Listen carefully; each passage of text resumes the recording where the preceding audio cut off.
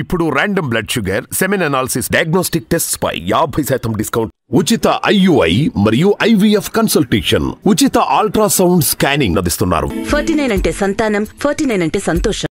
ఇక్కడ ఏలూరు పార్లమెంట్ స్థానం కనుక చూసుకుంటే ఇక్కడ ఉన్నటువంటి 7 నియోజకవర్గాలలో మొత్తం ఇక్కడ వైసీపీ పార్టీ అవే కనిపిస్తూ 5 స్థానాలను అయితే వైసీపీ పార్టీ చూపిస్తుంది ఈ సర్వే, 2 అయితే టీడీపీ జనసేన చూపిస్తూ ఉంది. ఇక్కడ కూడా కొంచెం ఎక్కువగా వైసీపీ పార్టీ హవా అయితే కనపడుతుంది అనుకుంటా ఏలూరులో వైసీపీ పార్టీ హవా కనిపించడానికి కారణం మీరు పాత జిల్లాలో వదిలేసి కొత్త జిల్లాల గురించి చూస్తే ఏలూరుకి జిల్లా కేటాయించడం, ఇలా చాలా నియోజకవర్గాలలో తమకు జిల్లా ఇచ్చారు, జిల్లా కేంద్రం ఇచ్చారనేటువంటి కారణాలతోటి కూడా వైఎస్ఆర్ కాంగ్రెస్ వైపు మొగ్గు చూపుతున్నటువంటి ఓటర్లు ఉన్నారు. అది కూడా ఒక కారణం కావచ్చు.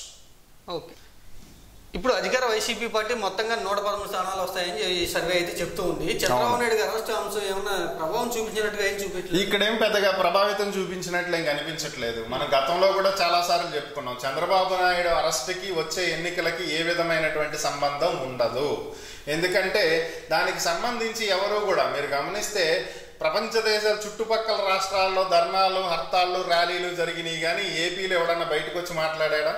ఎవరన్నా ఖండించారా? చంద్రబాబుని అరెస్ట్ చేయడం రాంగ్ అని ఎవరన్నా అన్నారా? టీడీపీ చెప్పుకుంది ఇది అక్రమ అరెస్ట్ అని చెప్పి, ఎవరన్నా ఒకళ్ళు బయటకు వచ్చి ఇది అక్రమ అరెస్ట్ అని మాట్లాడిన సందర్భాలు మీరు గమనించారా? పోనీ లేదు కదా. సో ఇక్కడ ఎవరు కూడా దాన్ని ఎవరు ఒక అరెస్ట్లా చూడట్లేదు, దాన్ని ఎవరు పట్టించుకోవట్లేదు. అసలు పట్టించుకుని దాని సివియారిటీ ఉంటే అది అప్పుడు ఎన్నికల ఫలితాల్లో కనిపిస్తుంది. ఇప్పటికైతే అటువంటి దాఖలాలు ఏం లేవు. చేతులు కట్టేసుకోండి అన్నా, దీపాలు ఆరిపోయండి అన్నా, కళ్ళ గంతలు కట్టుకోండి అన్నా ఇక్కడ ఎవరో పెద్దగా రియాక్ట్ అయినట్టు ఏం కనిపించట్లేదు. అది పరిస్థితి. ఓకే.